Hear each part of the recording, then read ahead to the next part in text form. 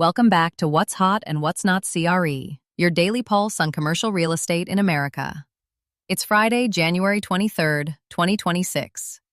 We're closing out the week by following the money, where institutional capital is actually flowing right now. So let's dive right into what's hot. And the breakout star, without a doubt, is data centers. The numbers here are just staggering.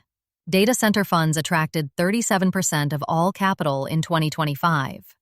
To put that in perspective, that's up from just 2% in 2024. That is the biggest allocation shift we've seen in recent memory. The driver? It's AI. Those AI-driven workloads are creating a structural undersupply that investors are rushing to fill.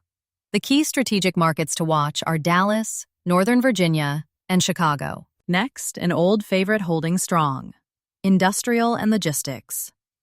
Reshoring is continuing to drive demand, particularly in secondary markets. And even with cap rates tightening to between 5 and 5.5%, investors are happy to accept it for the stability the sector provides. Another hot area, which is really a shift in strategy, is real estate debt.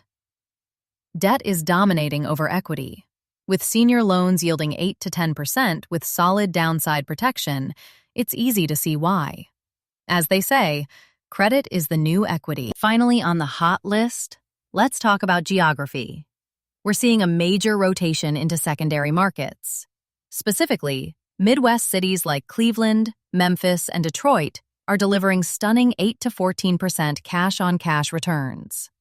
Capital is clearly moving away from the coastal gateways in search of better yields. Now, let's flip the coin. What's not? What is smart money avoiding? First, and this will be no surprise, is the broad office market. Only the absolute best trophy assets are seeing any trading activity. For most investors, general office exposure remains a pass. We're also seeing sentiment cool on Sunbelt Class A multifamily.